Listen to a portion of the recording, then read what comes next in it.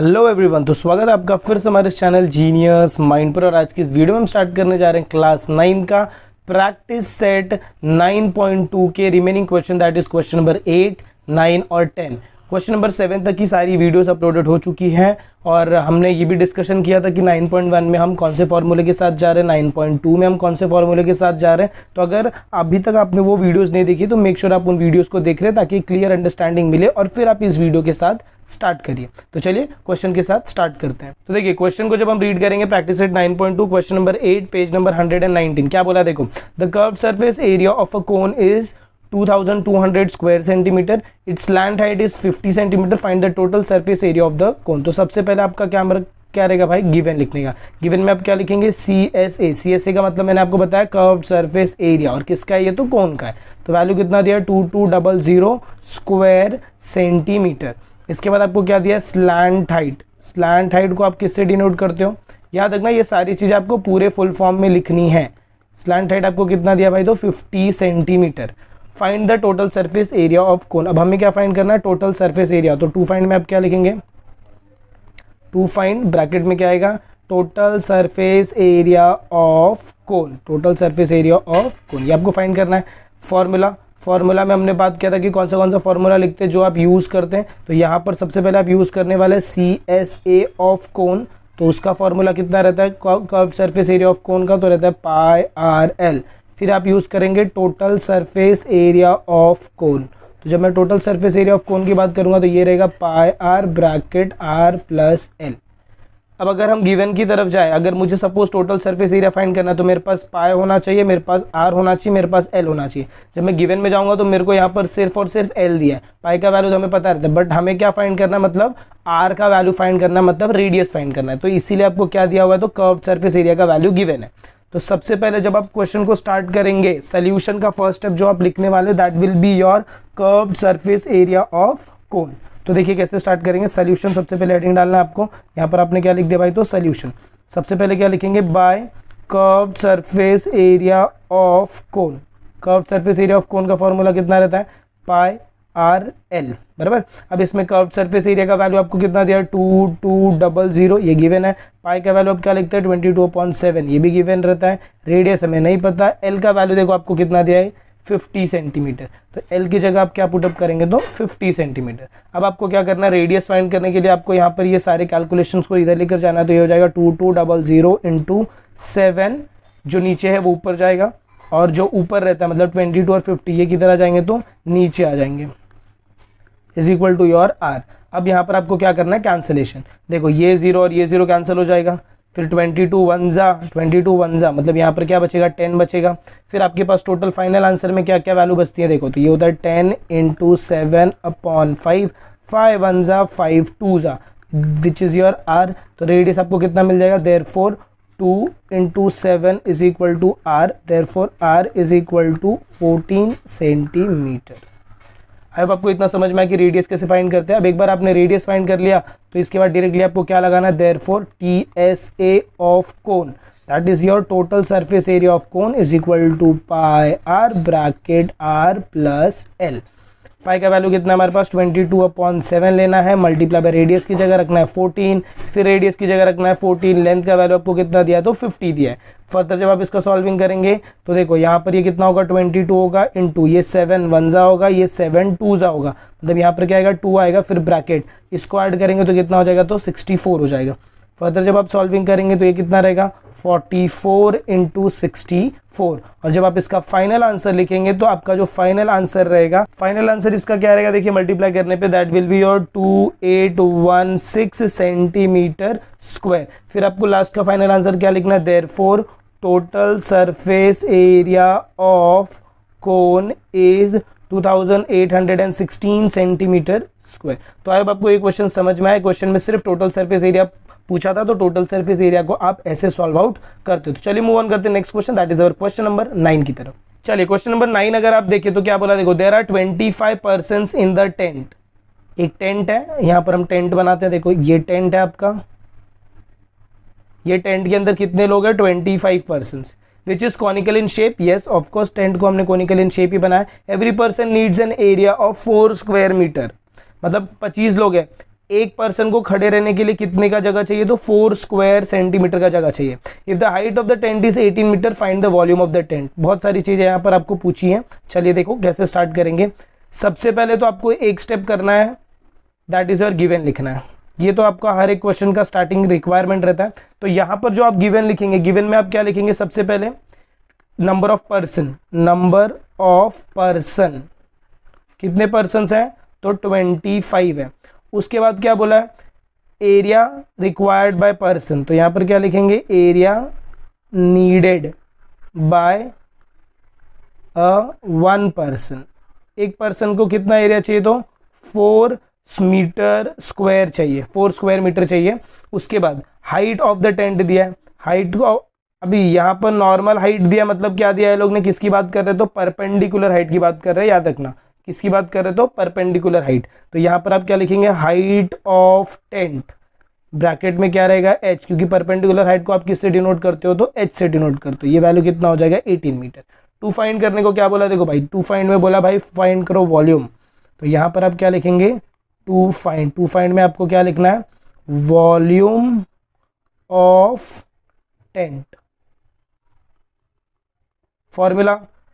अच्छा अभी ये जो टेंट है, टेंट का जो शेप है वो कैसा है भाई, तो कोन का शेप है, तो यहाँ पर क्या आएगा, volume of cone. Volume of cone का फॉर्मूला क्या रहता है, 1/3 पाई आर स्क्वायर एच रहता है। अब आप किधर जाएंगे, तो भाई सोल्यूशन में जाएंगे। सोल्यूशन का फर्स्ट स्टेप, जब आप सोल्यूशन लिखते हैं, देखो मैंने क्या बोला, मतलब क्वेश्चन में क्या बोला, यहाँ पर ऐसा टेंट दिया है। टेंट जब बनता है इसका बेस क्या रहता है, सर्कुलर शेप का रहता है बेस। तो सबसे पहले हमको क्या करना है, ये बेस का एरिया फाइंड करना है। मतलब हमें क्या फाइंड करना है, एरिया ऑफ बेस। तो area of base is nothing but equal to area of circle, बराबर। बेस जो है वो कौन से शेप का है, सर्कल के शेप का, मतलब इसका जो बेस का जो एरिया रहेगा वो किसके इक्वल रहेगा, एरिया ऑफ सर्कल।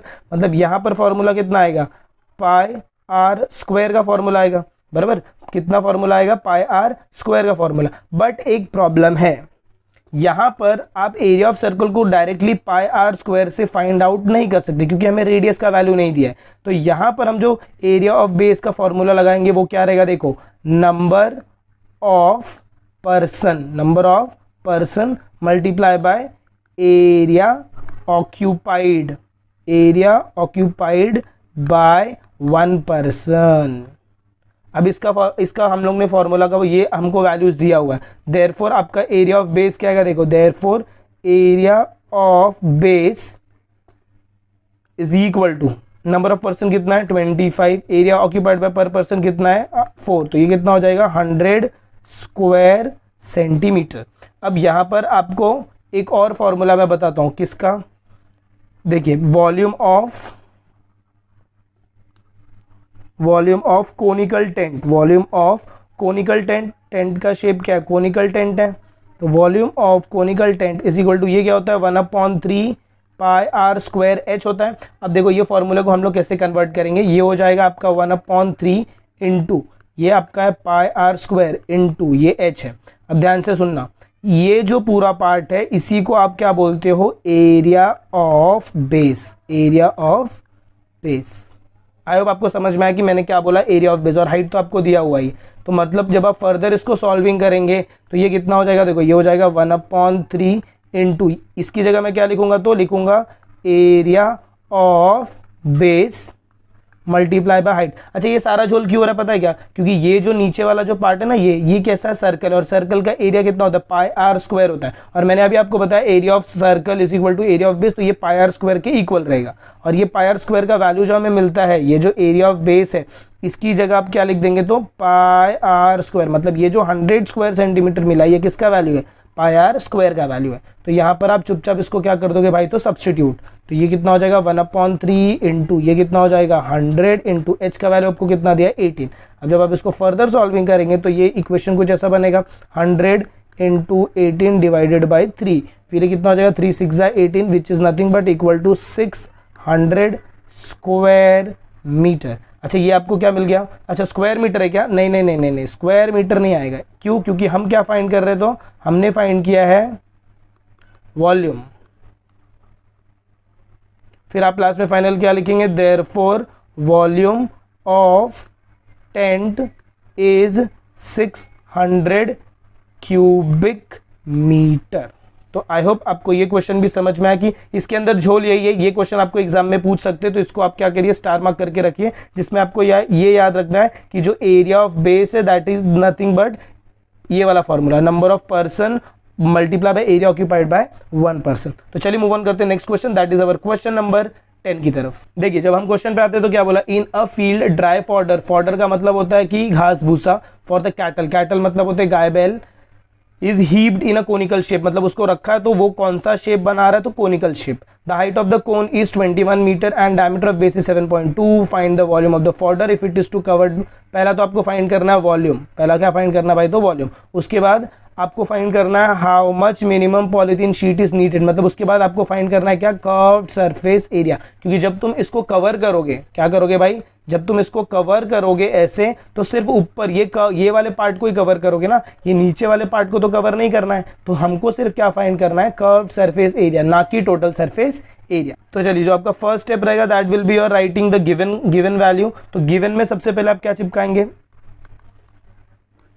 सबसे पहले आपको क्या दिया है, डायमीटर के पहले भी देखो कुछ दिया, हाइट दिया है, तो क्या लिखेंगे, हाइट ऑफ कोन,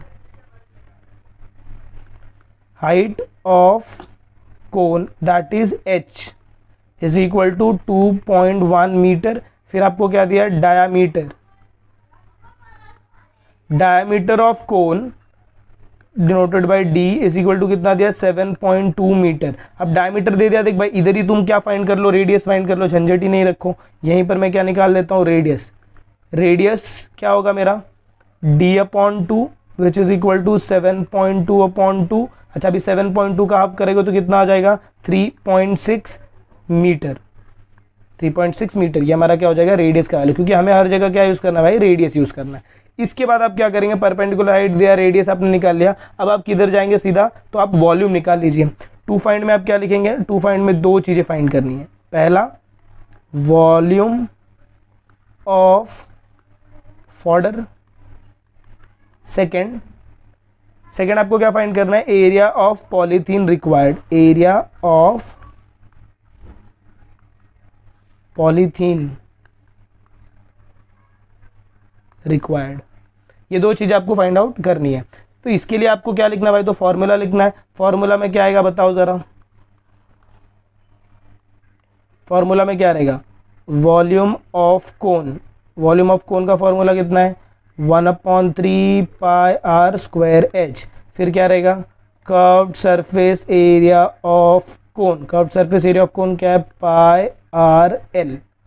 चलिए अब हम आते हैं सबसे first that is our solution के ऊपर। जब आप सोल्यूशन स्टार्ट करेंगे तो सबसे पहले आपको क्या फाइंड करना है, volume, volume of fodder is nothing but equal to volume of cone, ये वॉल्यूम ऑफ कोन के इक्वल है। अब अगर वॉल्यूम ऑफ कोन के इक्वल है तो वॉल्यूम ऑफ कोन का फॉर्मूला कितना भाई साहब, तो 1/3 पाई r स्क्वायर h है, बराबर। अब हमको देखो वैल्यूज दिए, कितने दिए, सबसे फर्स्ट आपको क्या दिया, 1/3 पाई का वैल्यू रखना है 22/7 इंटू रेडियस कितना दिया है 3.6 इंटू 3.6 इंटू हाइट आपने कितना निकाला, तो 21। देखो दिया, हाइट दिया 21, रेडियस आपने निकाला 3.6, तो यहीं से मैंने वैल्यूज पुटअप किए। यहाँ पर कितना आ जाएगा आपको 2.1।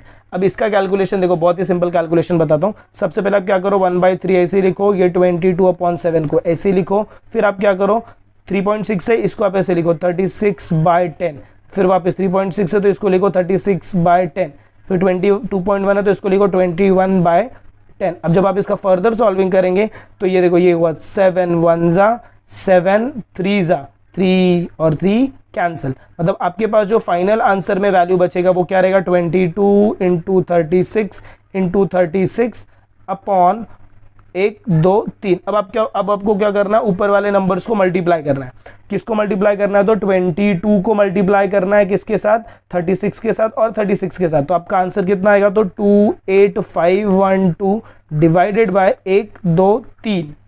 अब आपको क्या करना है, मैंने आपको बताया, अगर आप मेरे वीडियोस फॉलो करो तो आपको पता रहेगा कि आप क्या करना है। अब आपका फाइनल आंसर क्या रहेगा, 28512। और यहाँ पर आपको क्या लगाना है, 3 नंबर के बाद पॉइंट लगाना है। क्यों पॉइंट, क्योंकि यहाँ पर कितने जीरोज हैं भाई, first zero, second zero, third zero. अगर 3 जीरो है तो 3 नंबर के बाद आपको क्या लगेगा, तो पॉइंट लगेगा। तो फाइनल आंसर आप क्या लिखेंगे, इसका फाइनल आंसर आपको क्या मिलेगा, therefore volume of water is, अच्छा ये क्या है, cubic metre, volume of water is 228.512 cubic metre. अच्छा वॉल्यूम तो मिल गया, अब हमें क्या निकालना भाई, तो curved surface area of water या फिर curved surface area of water निकालेंगे। तो ये किसके इक्वल रहेगा, therefore area of polythene required, क्योंकि अभी मैंने आपको बोला जब आप, ये आपका कोन है, कोन को जब आप कवर कर रहे हो तो सिर्फ ये ऊपर वाला सरफेस कवर करोगे, ये नीचे वाला नहीं करना है कवर, क्योंकि नीचे वाला ग्राउंड पे रहेगा ना, ऊपर वाला सिर्फ कवर कर रहे हो तो ऊपर वाले में क्या आएगा, कर्व्ड सरफेस एरिया आएगा। चलिए जब आप फर्दर इसका सॉल्विंग करेंगे, अब जब मैं कर्व्ड सरफेस एरिया बोलता हूं तो मेरे को एल का वैल्यू चाहिए, एल तो यहाँ पर दिया नहीं बट मेरे पास रेडियस और हाइट है, देयरफॉर मैं क्या लिखूंगा, by using slant height, by using slant height. जब मैं स्लैंट हाइट यूज कर रहा हूं तो फॉर्मूला क्या है, L square is equal to R square plus H square. अब एल का वैल्यू आपको दिया है क्या, नहीं दिया, यही तो फाइंड करना है। आर का वैल्यू कितना दिया, 3.6 का स्क्वायर प्लस हाइट कितना दिया, 2.1 का स्क्वायर। अब जब आप इसका फर्दर सॉल्विंग करेंगे तो आपको वैल्यू कितना मिलेगा, देखो ये हो जाएगा 12.96 प्लस ये हो जाएगा 4.41। अब दोनों को जब आप प्लस करेंगे तो आपको वैल्यू कितना मिलेगा, 17.37, ये हो जाएगा आपका एल स्क्वायर। फिर taking square root on both side, taking square root on bs का मतलब बोथ साइड, फिर ये क्या हो जाएगा, therefore l is equal to under root of 17.37, therefore l का वैल्यू आपका कितना आएगा, 17.37 का वैल्यू कितना आएगा, 4.17 क्या मीटर। ये आपका क्या हो जाएगा भाई, तो लेंथ हो जाएगा, टेकिंग स्क्वायर रूट लेने का तो आपको क्या मिल जाएगा, लेंथ मिल जाएगा। अब इसके बाद आपको फाइनली क्या लिखना है, therefore area of sheet required is equal to, किसके इक्वल रहेगा, अभी मैंने बताया एरिया, कौन सा एरिया, कर्व्ड सरफेस ना, तो यहां पर आप क्या लिखोगे, will be equal to curved surface area of cone. अब आपको क्या करना है, एरिया ऑफ शीट रिक्वायर्ड ऐसे रखना है, एरिया ऑफ शीट रिक्वायर्ड ऐसे रहेगा, और यहां पर फॉर्मूला कितना आएगा, तो पाई आर एल आएगा। पाई का वैल्यू कितना, 22/7। रेडियस कितना है भाई, रेडियस हमें कितना मिला, 3.6 इंटू एल का वैल्यू कितना मिला, 4.17। आई होप आपको इतना सोल्यूशन समझ में आया कि कैसे इसको सॉल्व करना है। इसके बाद इसको जब आप सॉल्व करेंगे तो आपका आंसर कितना आएगा, 47.18। अभी आपने क्या फाइंड किया, एरिया फाइंड किया, तो यहाँ पर ये क्या हो जाएगा, मीटर स्क्वायर। फिर लास्ट फाइनल आंसर क्या लिखेंगे, therefore area of polythene required, therefore area of polythene required is 47.18 metre square. तो आई होप आपको ये क्वेश्चन समझ में आया। ये क्वेश्चन के साथ साथ एक ये क्वेश्चन में सबसे पहले तो आपको क्या पूछा था भाई, तो वॉल्यूम पूछा, तो वॉल्यूम तो सिंपली मिल गया, बट जब मैं कर्व्ड सरफेस एरिया की बात करता हूं तो पाई आर एल चाहिए। एल के लिए सबसे पहले आपने क्या फाइंड, कौन सा फॉर्मूला लगाया, स्लैंट हाइट का फॉर्मूला, और फिर उसके बाद सब्स्टिट्यूट किया और तब आपको क्या मिल गया, आपका फाइनल आंसर। तो आई होप आपको एक क्वेश्चन समझ में आया। इसी के साथ आपका ये प्रैक्टिस सेट भी खत्म होता है। अगर आपको वीडियो पसंद आए तो प्लीज वीडियो को ज्यादा से ज्यादा फ्रेंड्स के साथ शेयर करें। चैनल पर नए तो चैनल को सब्सक्राइब करना ना भूलें। मिलते हैं अगले वीडियो में कुछ ऐसी नए आगे की कंटिन्यूएशन के साथ। तब तक के लिए have a good day and take care.